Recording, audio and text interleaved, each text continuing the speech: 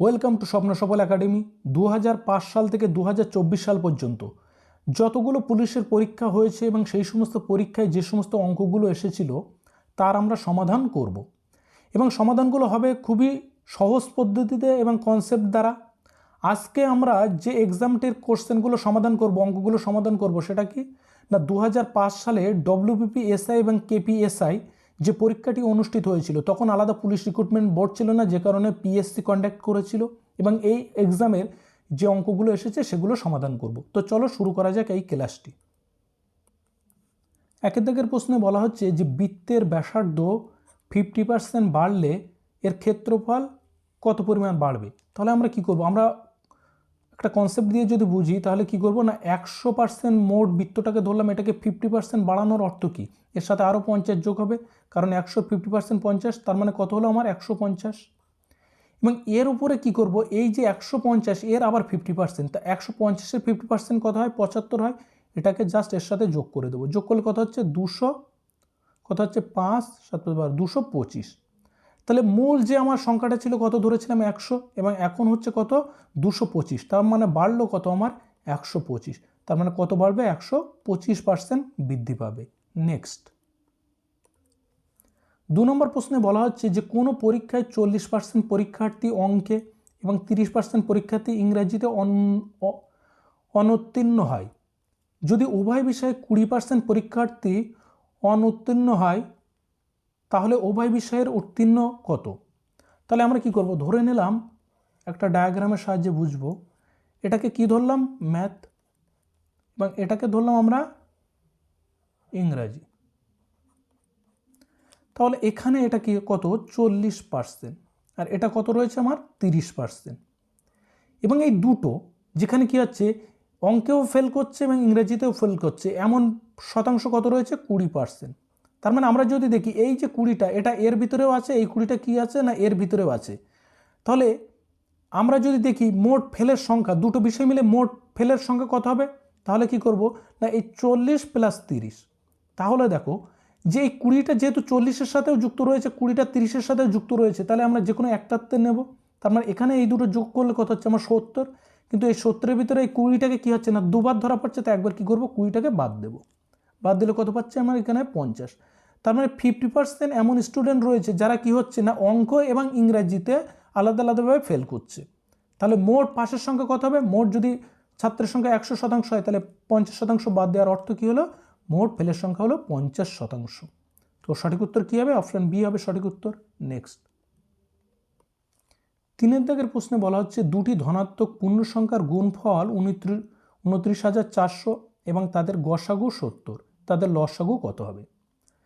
তাহলে দেখো দুটো সংখ্যা আমরা কি জানি না, ধরে নিলাম একটা সংখ্যা এক্স এবং একটা ওয়াই এবং এদের গসাগু কত বলা হচ্ছে 70।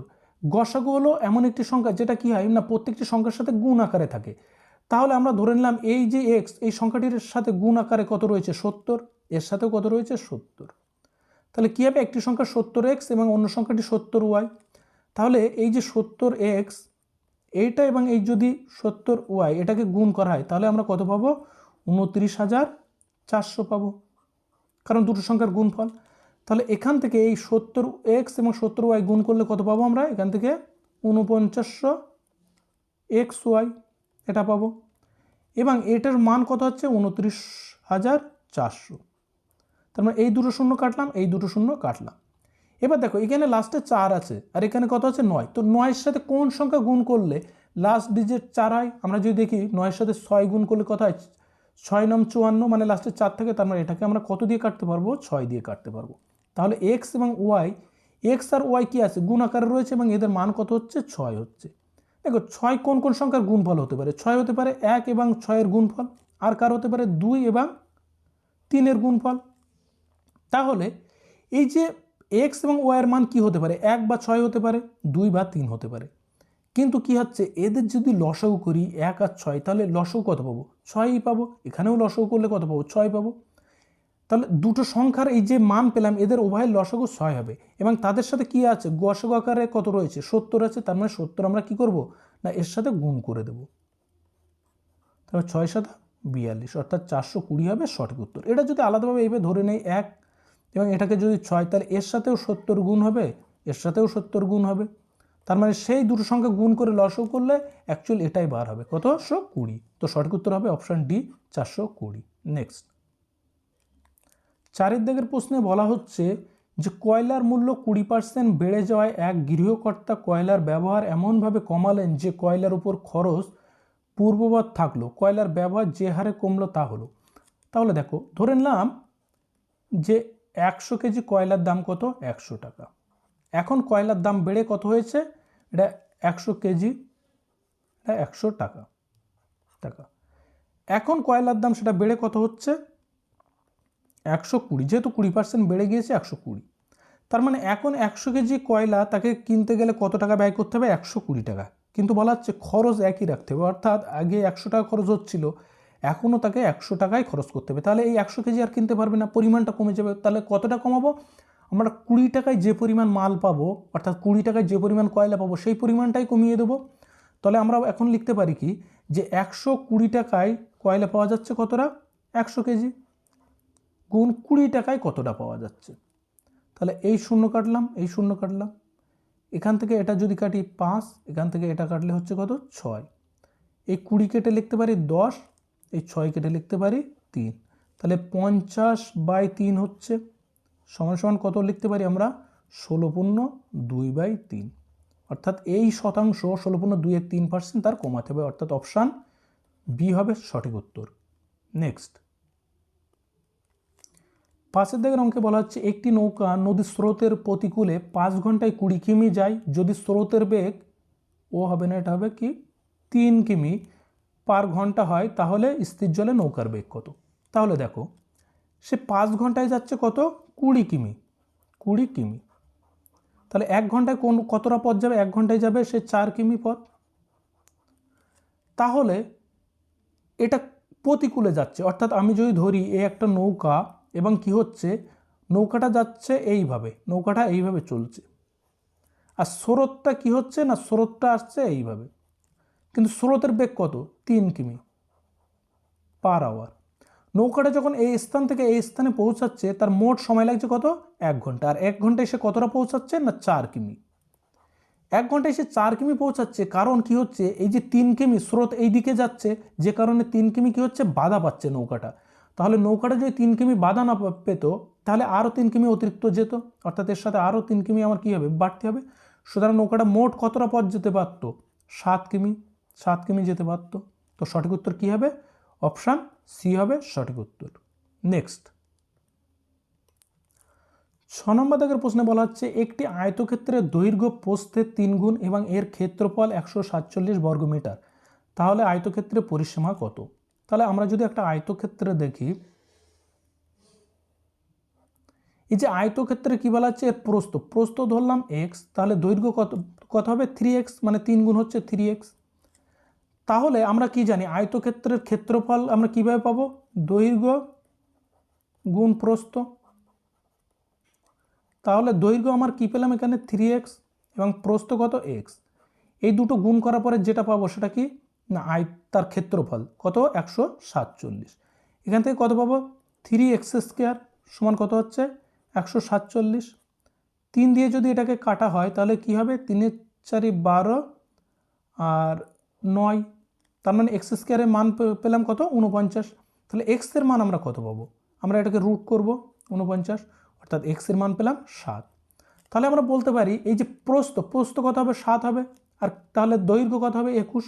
এই সাইডেও দৈর্ঘ্য 21 আর এই প্রস্থ হবে 7। আমরা পরিসীমা কি জানি, যে 4টে বাহুর যোগফল।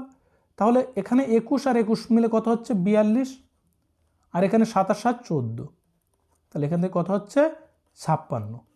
তাহলে তার মোট পরিসীমা কত হবে, 56 হবে, অর্থাৎ অপশান বি হবে সঠিক উত্তর।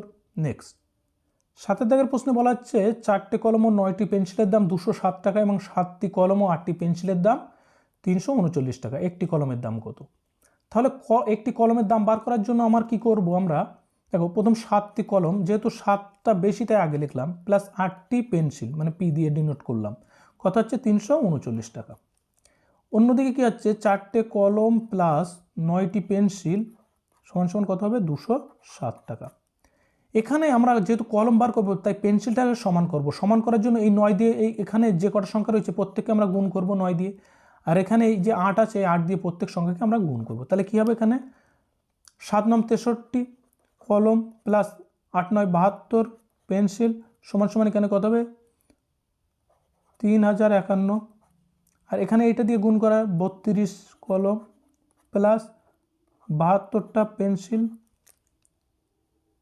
72 পেন্সিল সমান সমান কত হবে এখানে 1656 টাকা। তাহলে এখান থেকে যদি আমি এটাকে মাইনাস মাইনাস করতে থাকি তাহলে এই দুটো কাটা যাবে।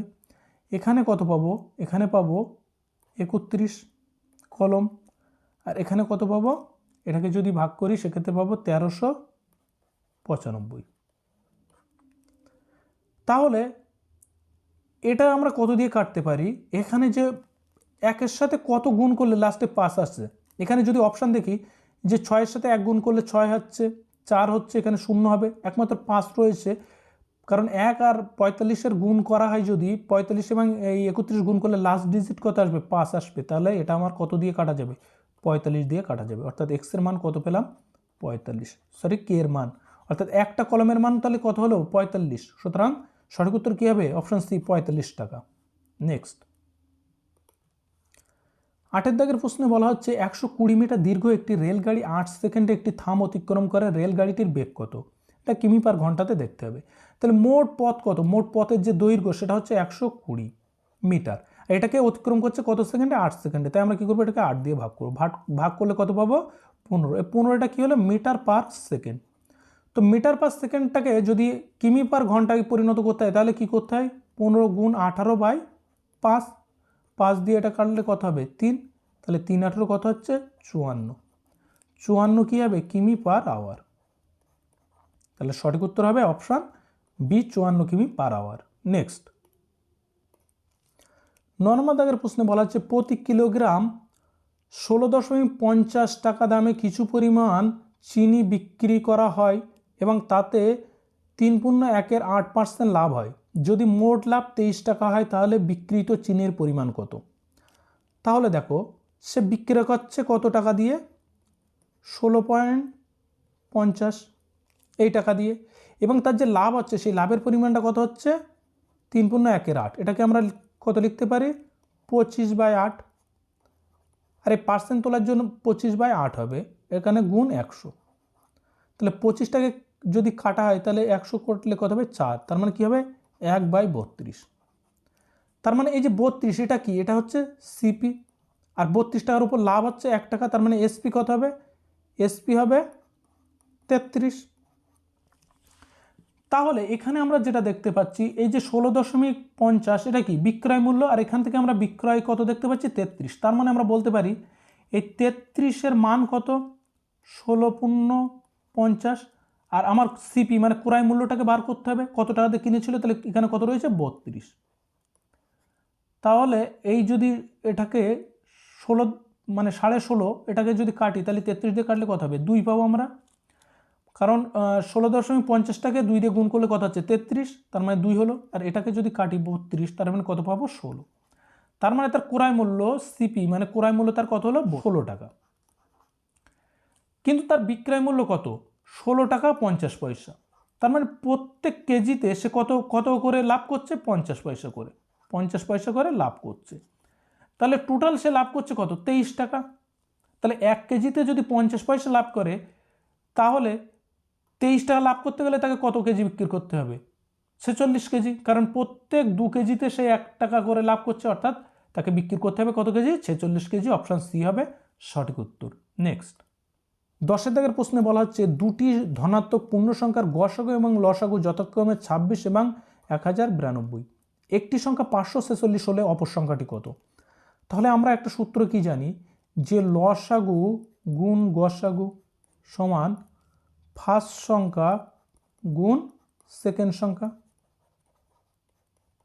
তাহলে এখানে লসাগুর মান দেওয়া রয়েছে কত দেওয়া রয়েছে 1092, গসাগুও দেওয়া রয়েছে কত দেওয়া রয়েছে 26, একটা সংখ্যা কত দেওয়া রয়েছে 546, তাহলে অপর সংখ্যাটা আমার বার করতে হবে, ধরে নিলাম এক্স। তাহলে এটাকে যদি আমি 13 দিয়ে কাটি 13 দুনো 26, এটাকে যদি 13 দিয়ে কাটি তাহলে কি হচ্ছে 4 13 52, 13 দুনো 26। এটাকে যদি কাটি 2 দিয়ে তাহলে কত পাবো 21। 21টাকে যদি 7 দিয়ে কাটি তাহলে 3 পাবো, আর এটাকে যদি 7 দিয়ে কাটি 7 একে 7, 5 7 35, 6 7 42। 3 দিয়ে যদি এটাকে কাটি তাহলে 3 5 15, 3 দুনো 6। তাহলে x এর মান কত পেলাম 52 পেলাম। তাহলে 52 হবে সঠিক উত্তর, অর্থাৎ অপর সংখ্যাটি হবে কত 52, অপশন বি সঠিক উত্তর। নেক্সট 11 দাগের প্রশ্নে বলা হচ্ছে যে ক্ষুদ্রতম পূর্ণ সংখ্যা 20, 24 ও 30 দ্বারা বিভাজ্য তা হলো। তাহলে আমরা প্রথমে কি করব, এই যে 20, 24 এবং 30 এদের লসাগু করব। তাহলে এখানে 2 দিয়ে যদি ভাঙি 10, 12, 15, এটাকে আমরা কত দিয়ে ভাঙবো 3 দিয়ে। 3 দিয়ে 10, 3 4 12, 3 5 15, এটাকে আবার ভাঙবো কত দিয়ে 2 দিয়ে। 5 দুনো 10, 2 দুনো 4, এখানে 5, এটাকে 5 দিয়ে যদি ভাঙি তাহলে কত পাবো 1 2 1। তার মানে সংখ্যাগুলো কি পেলাম 2 গুণ 3 গুণ 2 গুণ 5 গুণ 2। তাহলে দেখো যে পূর্ণ সংখ্যা কখন হয়, যখন একই সংখ্যা দুবার গুণ করা হয়। তার মানে এখানে জোড় সংখ্যা দরকার, সেম সংখ্যা দুটো দরকার। এখানে 2 একটা আছে, এখানে 2 একটা আছে, কিন্তু এখানে 3 5 এবং 2 কি রয়েছে একটা করে রয়েছে। তার মানে আরও একটা দরকার আমার কি 3 দরকার, আরও একটা কত দরকার 5 দরকার, এবং আরও একটা 2 দরকার। তাহলে এদের যদি গুণ করা হয় 3 দুনো 6 দুনো 12, 5 12 60, 60 দুনো 120, আর 3 5 15, 15 দুনো 30 গুণ 30, তাহলে 3 12 কত 36, অর্থাৎ 36 হবে এর সঠিক উত্তর। অপশন ডি হবে সঠিক উত্তর। নেক্সট 12 নম্বর দাগের প্রশ্নে বলা হচ্ছে যে বৃহত্তম সংখ্যা দ্বারা 500, 674 এবং 790কে ভাগ করলে প্রতি ক্ষেত্রে একই ভাগশেষ থাকে তা হলো। তাহলে আমরা কিভাবে এটা সমাধান করব, দেখো সবথেকে বড় সংখ্যা কত 790, এটা থেকে আমরা বিয়োগ করব কত 674, বিয়োগ করলে কত পাবো 6 হাতে 1, 7 আর 1 8, 1 9, হাতে এখানে কিছু নেই 1, 116। তারপর কি করব, এই যে 674 এটা থেকে বিয়োগ করব 500, এটা বিয়োগ করলে কত পাবো 4 7 এবং 1। তাহলে এই যে সংখ্যা পেলাম 116 এবং 174, এদের ভিতর কমন ফ্যাক্টর কি আছে, এটাকে যদি আমি ভাগ করি কত দিয়ে না 2 দিয়ে ভাগ করি তাহলে কত পাবো 5 দুনো 10, 8 দুনো 16, এটাকে 2 দিয়ে ভাগ করলে 8 দুনো 16, হাতে 1 14, 7 দুনো 14। দেখো এটাকে আমরা কত দিয়ে ভাঙতে পারছি 29 দিয়ে। 29 দুনো কত 58, আর 3 29 87। তার মানে এদের ভিতরে কমন ফ্যাক্টর কী কী রয়েছে 2 এবং 29, তাহলে 2 আর 29 গুণ করলে কত পাচ্ছি 58 পাচ্ছি, অর্থাৎ 58 হবে সঠিক উত্তর, অপশান বি। তো মোট 25টা ম্যাথ আছে, আজকের এই ভিডিওতে 12টি সমাধান করলাম। ভিডিও বড় হয়ে যাচ্ছে জানি, বেশি লং ভিডিও হলে তোমাদের দেখতে ভালো লাগে না, মনোসংযোগ থাকে না। তো নেক্সট পার্টে আমি বাকি অঙ্কগুলো সমাধান করব। যদি ভিডিওটি ভালো লাগে অবশ্যই একটা লাইক দিও এবং চ্যানেলটিকে সাবস্ক্রাইব করে দিও।